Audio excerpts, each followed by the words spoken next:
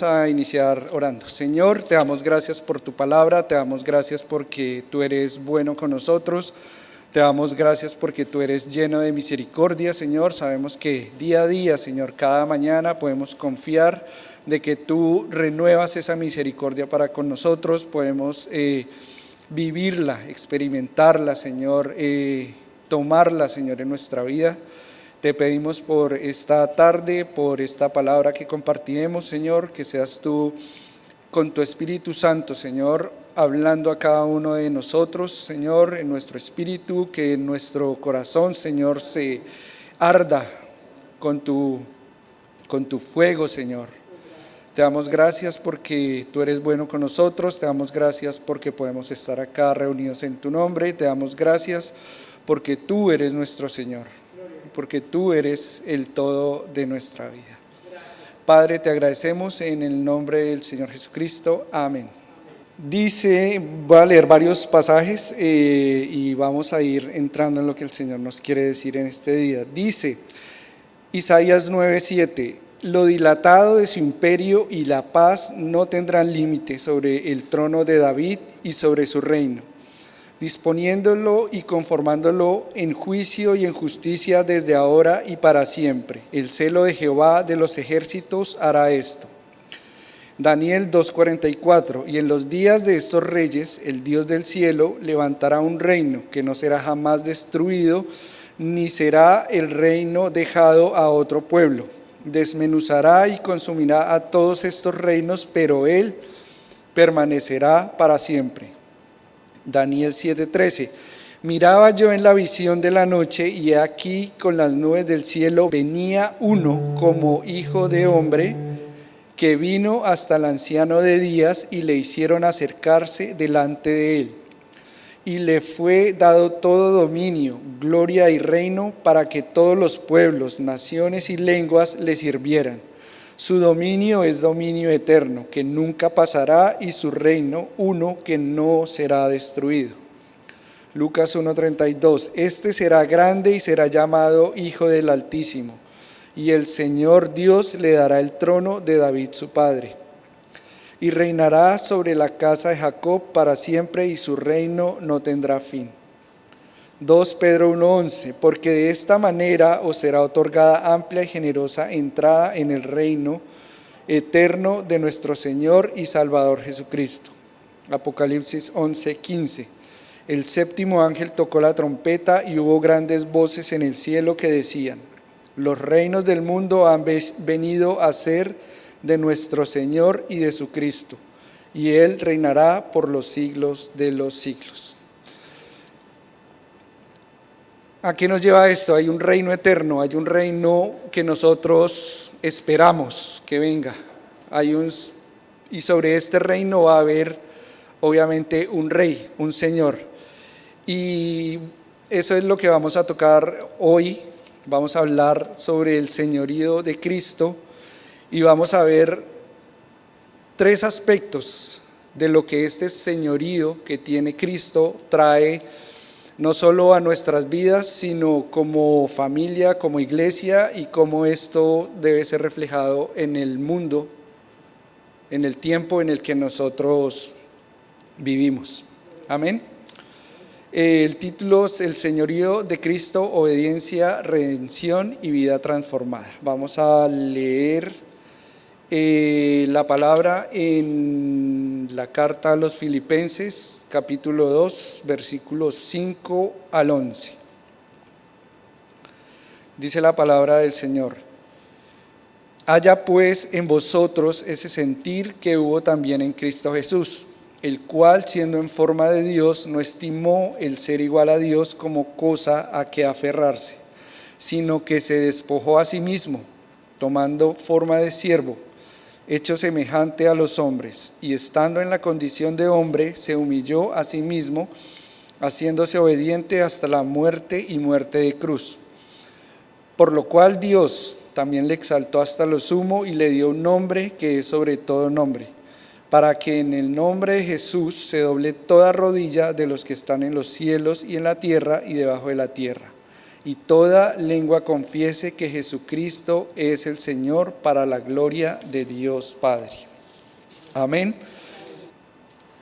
En el título de Señor que es dado a Jesús es el segundo título más utilizado en el Nuevo Testamento para referirse al Señor Jesucristo. Este título en los textos del Nuevo Testamento se utilizan de tres maneras. Uno, como generalmente lo usamos nosotros, que es como una cortesía, como un respeto. Otra se refería en aquel tiempo hacia personas que tenían cierto poder, que eran personas adineradas. Y la tercera es la que Dios usa para darle al Señor Jesucristo, que quiere decir o que lo une a una naturaleza imperial, de un imperio, de un reino, de una nobleza, y ese es el título que Dios le da al Señor Jesucristo.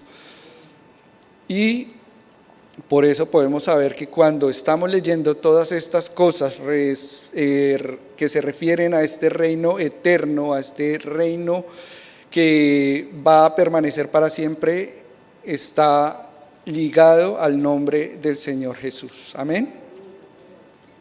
Si detallamos un poco el texto, debemos dar gracias a Dios porque a pesar de que se refiere al Señor Jesús, también quiere que nosotros como seres humanos nos identifiquemos con el Señor.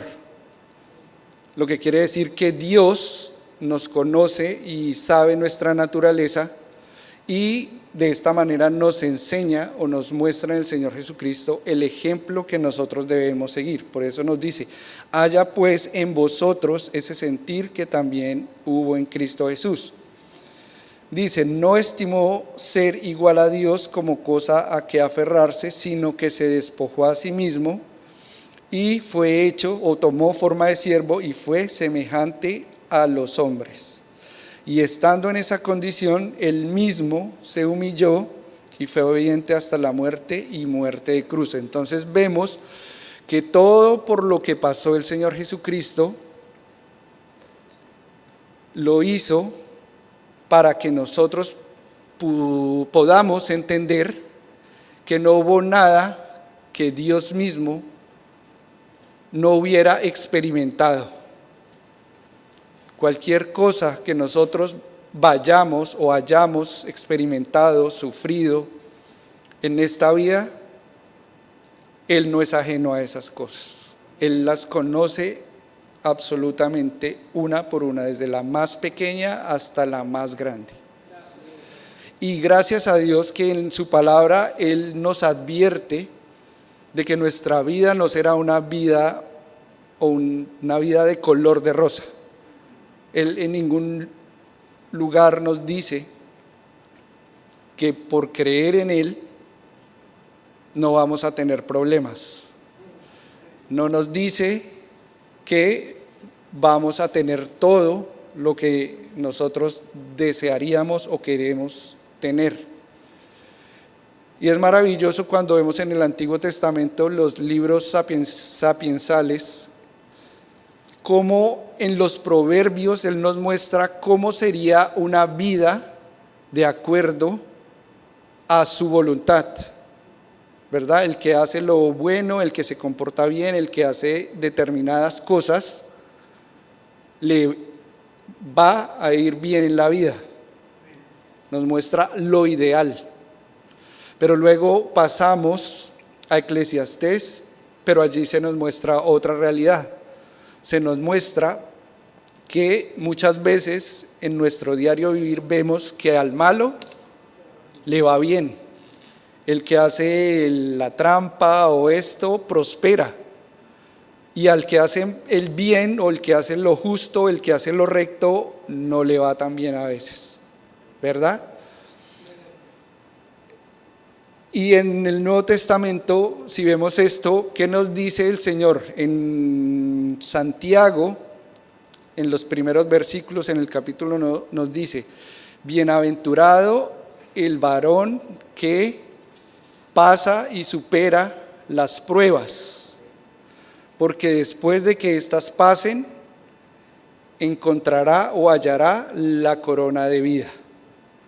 Entonces vemos que, y va más allá, porque él no dice no solamente que las soporte y las pase, sino que haga o pase por estas con gozo. No es solo pasarlas, no es solo sufrirlas, pero es vivir de una manera que glorifique a Dios y que lo glorifique como gozándose a través de aquellas pruebas. Y parte de esto también es mencionado en el libro de los Filipenses, porque Pablo le está diciendo a los filipenses que a pesar de que están pasando por dificultades, él solo les pide una cosa, dice: regocijaos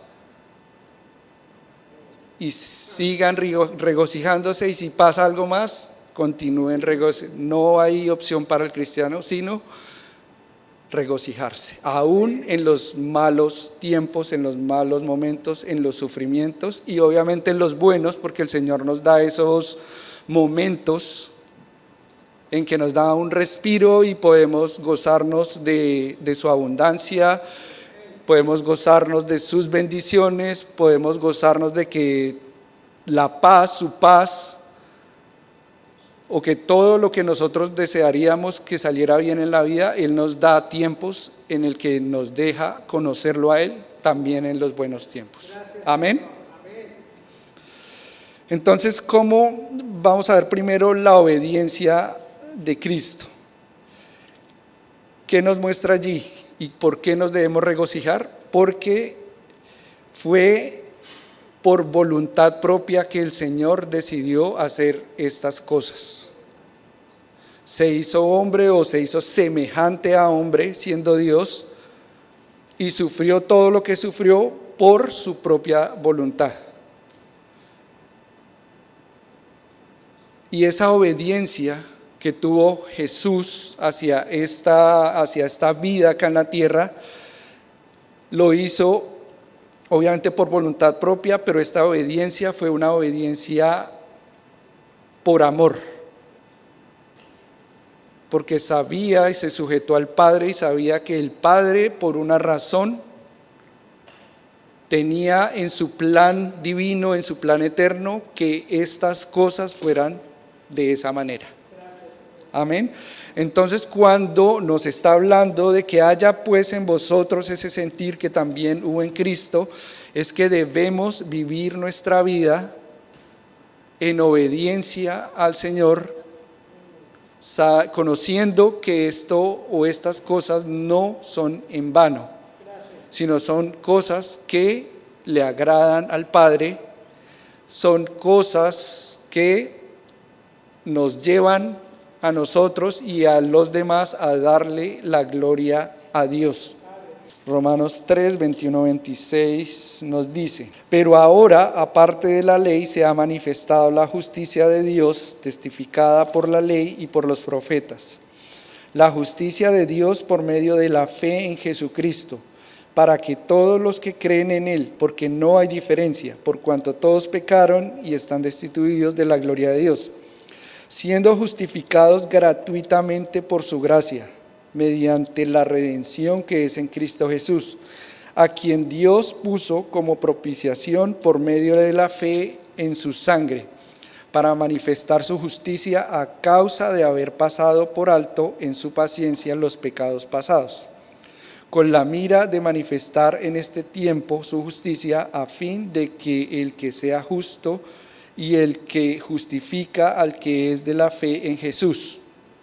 Y bueno, ahí continúa, nos deja claro quiénes somos nosotros, que no hay justo, no hay ni uno que pueda estar delante de Dios y ser justo, pero por la obediencia de Cristo nosotros venimos a ser justificados.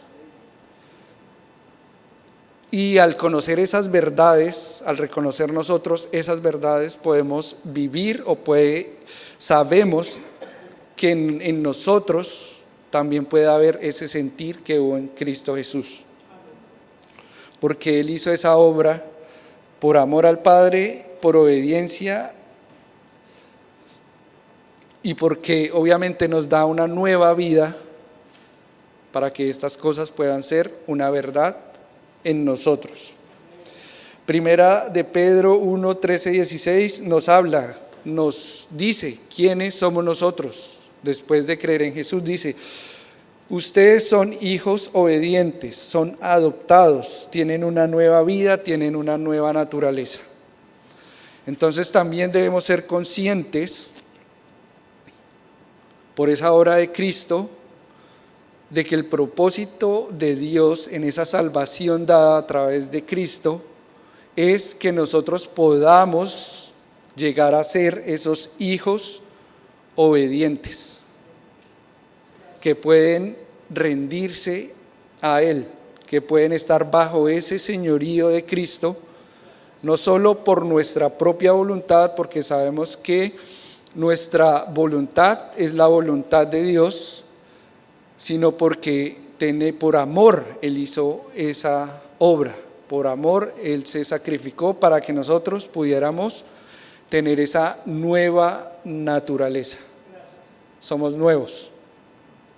A veces se nos olvida y volvemos a esas cosas, a esa lucha con la carne, pero la verdad es que somos criaturas nuevas y que somos hijos obedientes. Amén. ¿Qué significa que Él se haya sometido a ir a la cruz? Si Él no hubiera tomado ese camino y llegar hasta la cruz y ser crucificado, Él no hubiera podido tomar ese señorío que el Padre tenía para Él. Amén.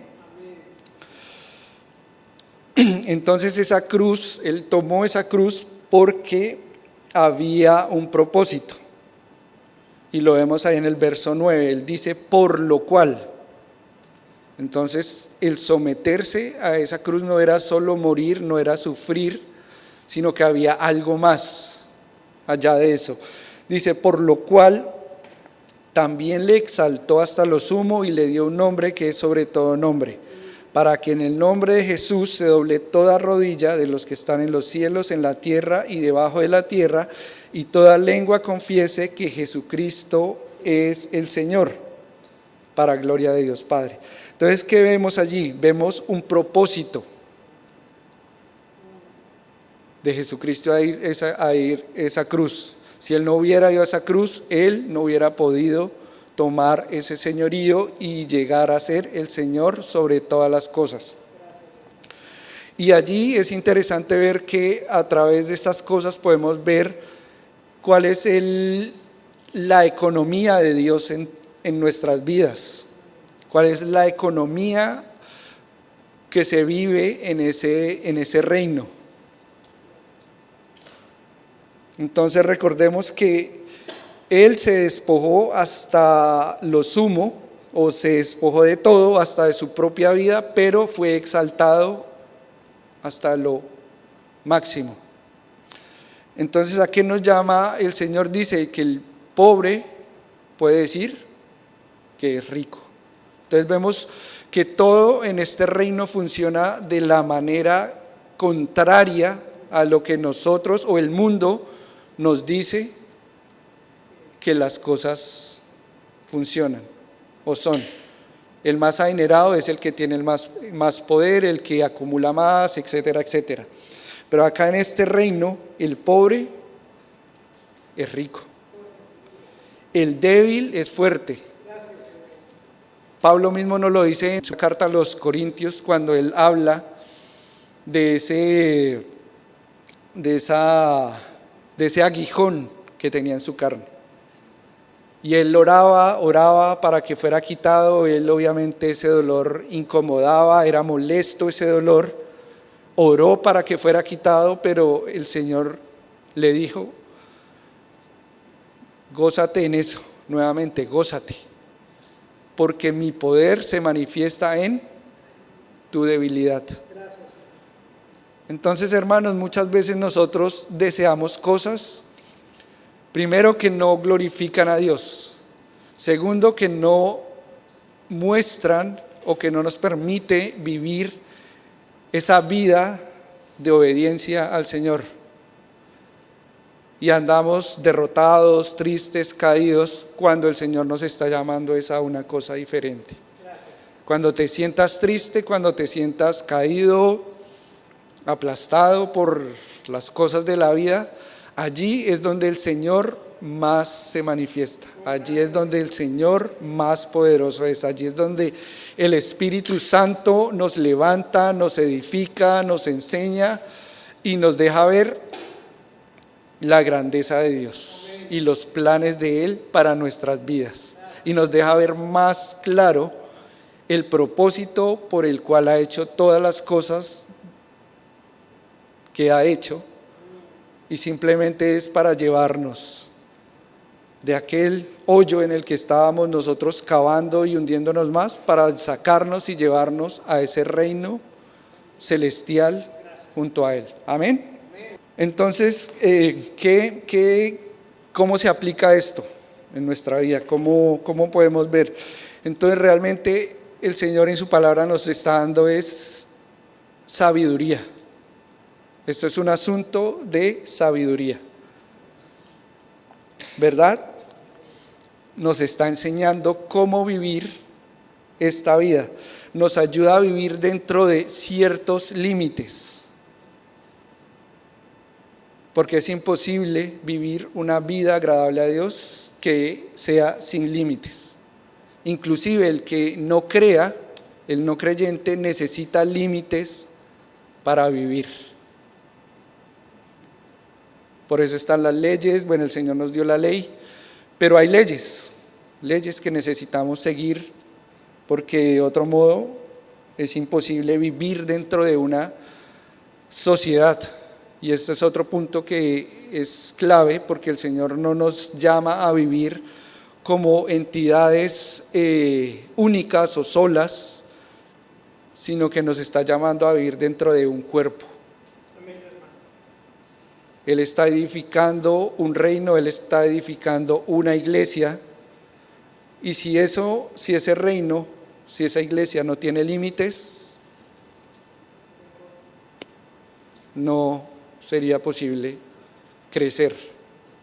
Y lo vemos en todo. Cuando nosotros somos engendrados, ciertos óvulo, espermatozoide, ahí empieza a crecer un ser, pero poco a poco las células se van especializando y llegamos a ser un ser humano. Y Él nos dice, y lo dice en su palabra, dice: no todos pueden ser ojos, no todos son orejas, no todos son pies, no todos pueden ser nariz. ¿Por qué? Porque hay un propósito y Él lo ordena todo de tal manera, lo pone todo dentro de unos límites para que todo el cuerpo, unido en armonía, crezca y llegue a la altura del hombre perfecto que es Cristo.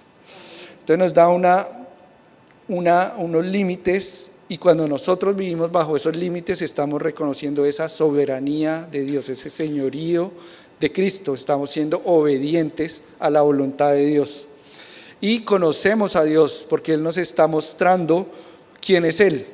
Nos está mostrando su autoridad, nos está mostrando su gracia, nos está mostrando la verdad, nos está mostrando su plan superior para nosotros. No todo es esta vida, no es todo lo que vemos, lo que vivimos, vemos, sentimos, comemos, olemos. No, hay algo más allá. Como decía el hermano Jorge, es una cosa espiritual que va más allá de los límites físicos que vivimos en esta vida. Y todo esto obviamente es para la gloria de Dios Padre. Amén. Ahora pasamos a la segunda parte, que es ver más allá. ¿A qué nos lleva la obediencia? ¿A qué nos lleva a obedecer por ese amor? ¿Qué significado tiene pasar por todo lo que tenemos que pasar en esta vida, sufrimientos, etcétera, etcétera? ¿Qué hay más allá? Porque a veces nos dejamos limitar por lo que pasa en este mundo, en esta vida, y se nos olvida en dónde debemos tener nuestros ojos puestos. ¿Amén? Entonces nos dice el texto que leímos que hay una exaltación y que el Señor, su nombre es sobre todo nombre.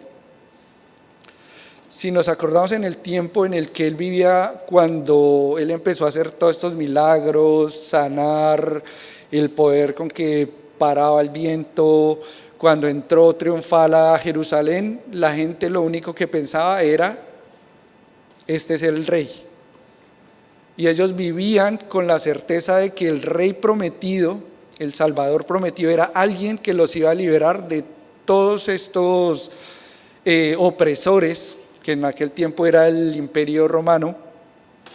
Ellos vivían pensando o esperando que iba a llegar alguien más poderoso que iba a derrotar a este imperio, pero pues sabemos que no era así. ¿Qué nos dice Romanos 12?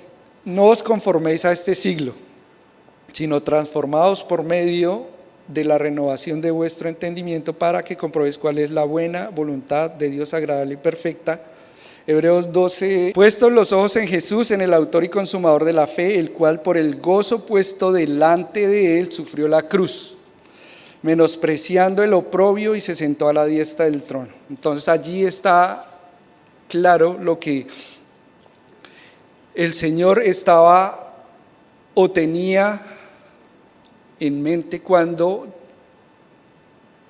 sufrió la cruz. Nos dice que no le importó el oprobio, no le importó ser menospreciado, porque sabía que el propósito detrás de eso era mayor de lo que las circunstancias mostraban en ese momento.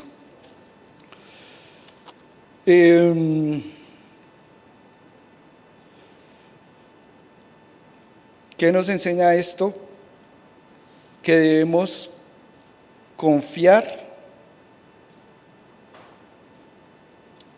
en que la gracia de Dios es suficiente para nuestras vidas.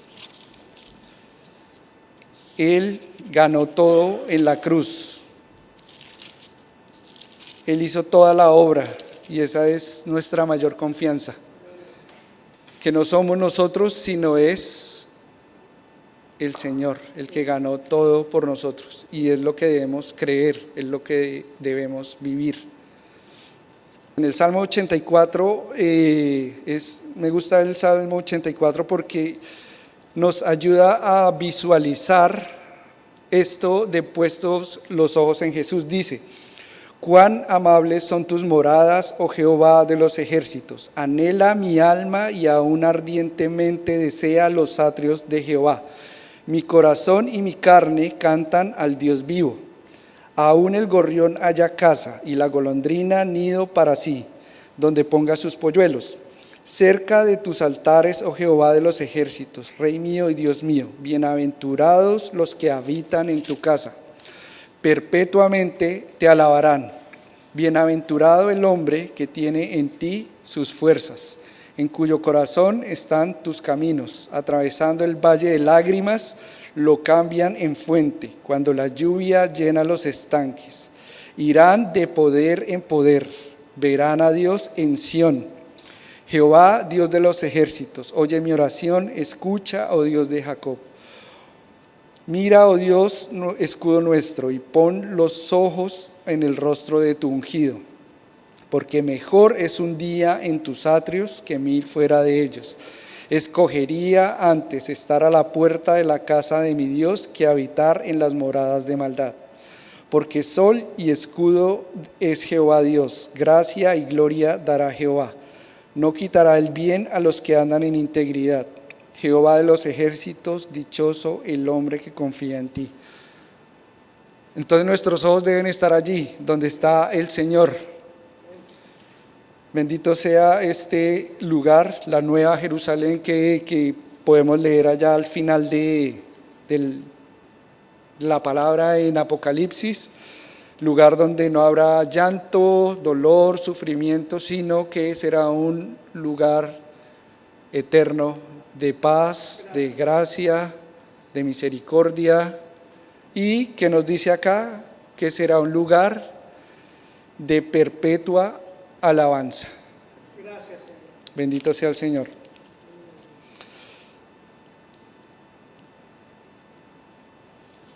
Vamos a mencionar 3 cosas acá sobre cómo se refleja esto del señorío de Cristo en nosotros como individuos, en nuestra familia, en la iglesia, y esto reflejado a las naciones.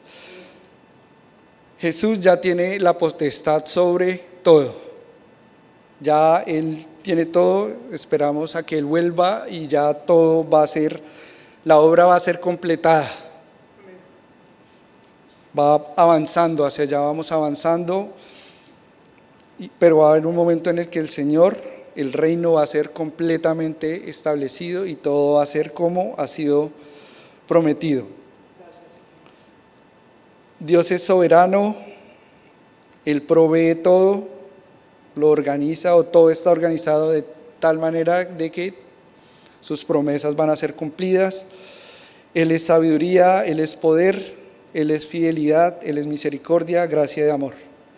Cuando conocemos estos atributos de Dios y todo lo que Él nos enseña que Él es en su palabra, lo hace para que nosotros podamos no solo conocerlo, sino que recordemos que nosotros hemos sido hechos a su imagen y semejanza.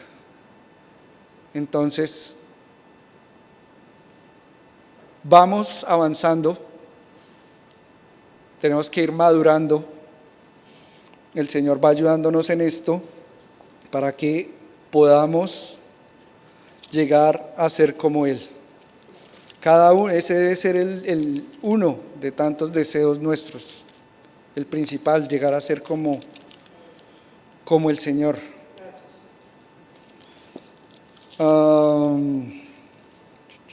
Vamos a leer Gálatas 2:20. Dice: con Cristo estoy juntamente crucificado y ya no vivo yo, mas vive Cristo en mí, y lo que ahora vivo en la carne, lo vivo en la fe del Hijo de Dios, el cual me amó y se entregó a sí mismo por mí.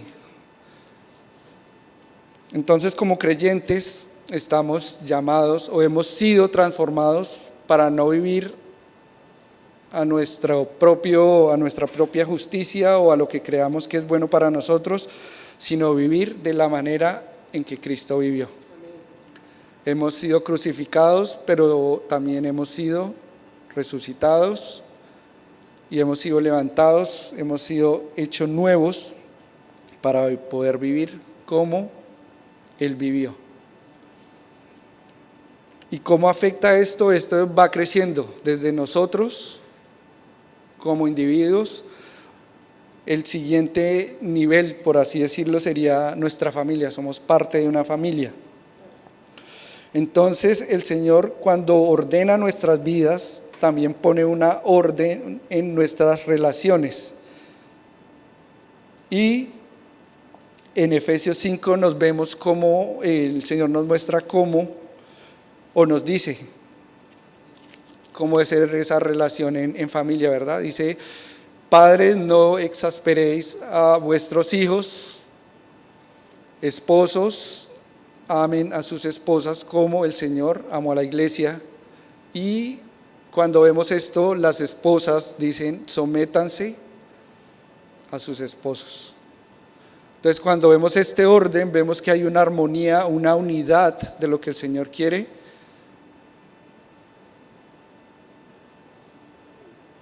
Vivimos de la manera que el Señor vivió. Hay una unidad, el Espíritu allí morando en medio de la familia. No es fácil porque la carne obviamente busca interponerse en que las cosas funcionen bien, pero sabemos que el Señor ya lo ha ganado todo. Y debemos vivir nuestras vidas de manera que lo haga. No hay nada que en la cruz no haya sido perdonado. A veces nosotros ponemos muchas interferencias en perdonar, en todas estas cosas, pero el Señor es claro. ¿Cuántas veces debemos perdonar a nuestro hermano que ha pecado contra nosotros? 7 veces, no te digo 7, sino 70 veces 7.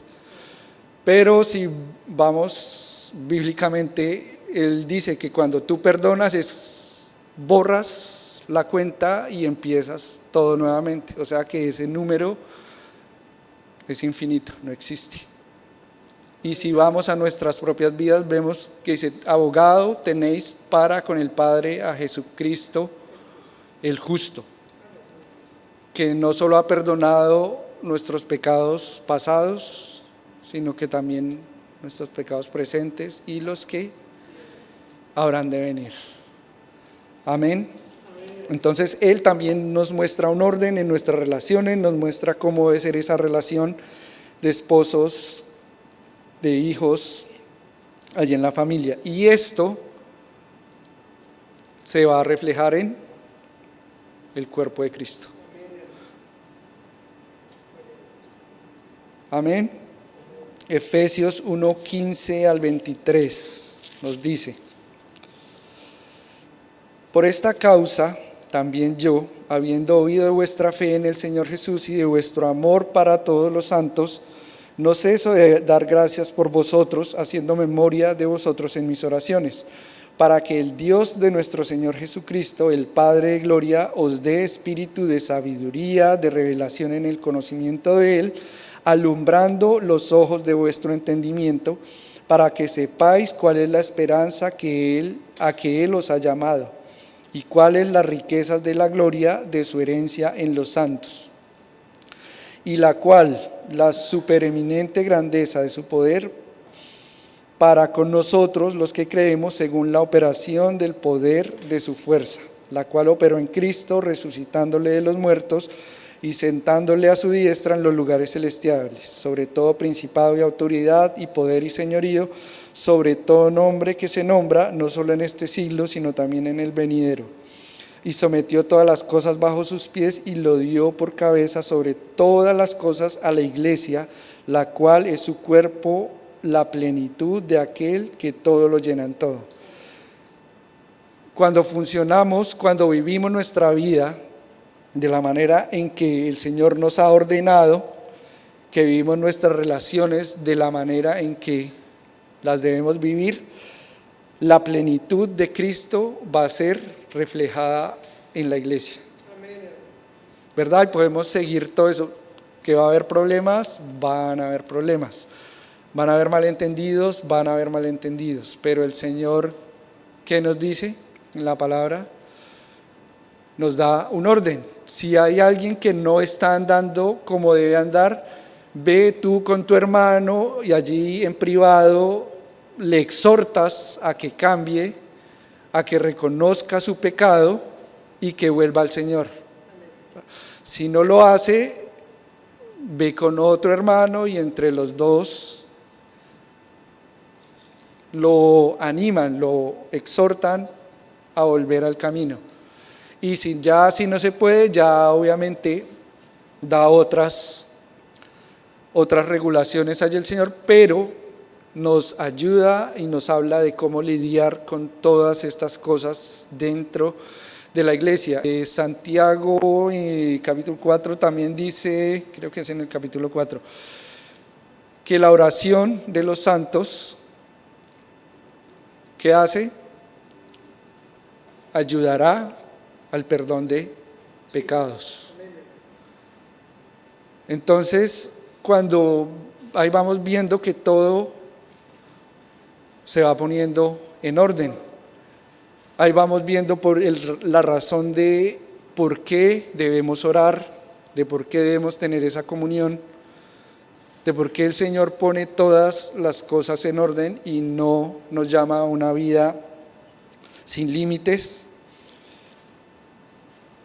Y lo que más nos da confianza en que todo esto es verdad es que Cristo, que murió por nosotros en la cruz, está a la cabeza de todas las cosas. Amén. Amén. Él es el que nos muestra el camino. Volviendo allí a Filipenses, y nuevamente para resaltar cómo nos exhorta a vivir nuestra vida personal, Filipenses 4, 8, 9 es el filtro que nosotros deberíamos tener para todas las cosas, ¿verdad? Si nosotros leemos eso y lo aplicamos a cada aspecto de nuestra vida, nos vamos a ahorrar problemas. Dice: por lo demás, hermanos, todo lo que es verdadero, honesto, justo, puro, amable, que es de buen nombre, si hay virtud alguna, si algo es digno de alabanza, en esto pensad. Entonces, ¿qué debemos hacer? ¿Es verdad? Hablémoslo, pensémoslo, hagámoslo. ¿Es honesto? Igualmente, lo podemos decir, lo podemos pensar, lo podemos hacer. ¿Es justo? Igualmente. ¿Es puro? ¿Es amable?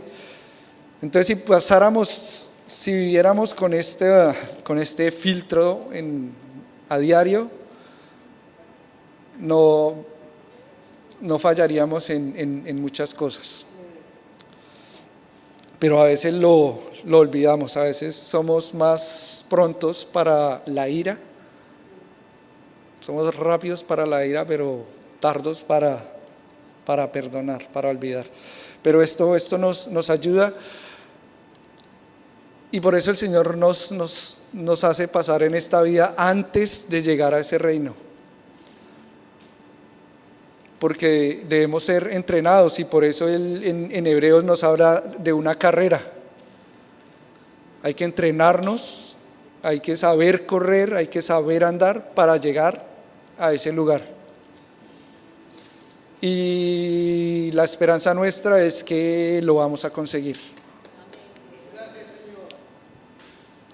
Lo vamos a conseguir, y no por nuestro esfuerzo, sino porque el Señor ya lo ha proveído todo. Gracias. El Señor en la cruz ya lo ganó todo. Gracias. Ya lo pagó todo. Gracias. Entonces tenemos esa confianza de que ya todo está hecho. Gracias. Amén. Y cómo estas cosas, ahora cómo esto se refleja hacia afuera de la iglesia. Porque no hemos sido llamados a vivir encerrados, sino que el Señor nos puso en el mundo por alguna razón. Entonces esto nos lleva a Génesis 1, 26, 28, donde Él nos mandó o nos muestra la manera de cómo debemos vivir, ¿verdad? Es como nuestra cosmovisión, cómo debemos vivir nosotros nuestra fe cristiana dentro de este mundo. Génesis 1, 26 al 28. Entonces dijo Dios: hagamos al hombre a nuestra imagen, conforme a nuestra semejanza, y señoree en los peces del mar, en las aves de los cielos, en las bestias, en toda la tierra, y en todo animal que se arrastra sobre la tierra. Y creó Dios al hombre a su imagen, a imagen de Dios lo creó, varón y hembra los creó. Y los bendijo Dios y les dijo: fructificad y multiplicaos, llenad la tierra y sojuzgadla, señoread en los peces del mar, en las aves de los cielos y en todas las bestias que se mueven sobre la tierra.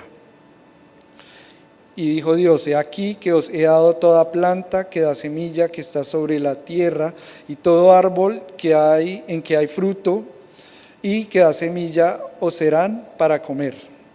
Y toda bestia en la tierra y todas las aves de los cielos y a todo lo que se arrastra sobre la tierra en que hay vida, toda planta verde le será para comer. Y fue así. Y vio Dios todo lo que había hecho, y aquí que era bueno en gran manera, y fue la tarde y la mañana del día sexto. Entonces nos está mostrando que Él nos mandó a que este reino, a eso perfecto que Él había creado en esos 6 días, tenía que ir creciendo. ¿Y cuál era el propósito? Les dice al hombre que debe señorear sobre todo. Y esto en pocas palabras es decir, mostrar a Dios en todo lo que ustedes hacen. Obviamente pasó lo que pasó, la caída, y todo se distorsionó.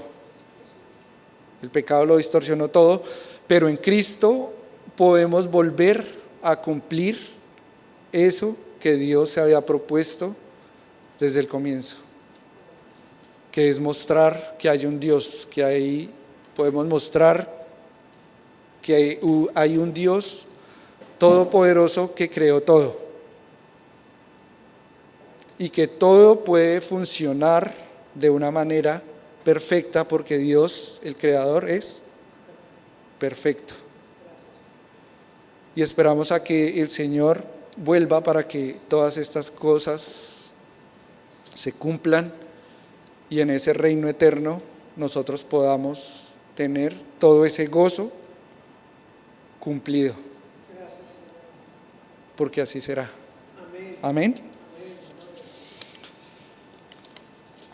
Y ya para concluir, esto nos debe llevar a una autorreflexión o preguntarnos si realmente estamos nosotros viviendo bajo el señorío de Cristo en todas las áreas de nuestra vida. El hermano William nos decía al comienzo, a veces creemos que los pecados grandes son los que cuentan, pero olvidamos cada pequeño detalle, cada pequeño pecado, y a veces ese pequeño pecado se va sumando a otro, y eso ¿a qué nos lleva? A que vamos creando hábitos pecaminosos, pero no nos damos cuenta. Pero gracias al Señor podemos volver a Él, reflexionar y preguntarnos si realmente estamos viviendo bajo su señorío en cada aspecto de nuestras vidas. ¿Estamos obedeciendo su palabra, su llamado a vivir en santidad y en amor?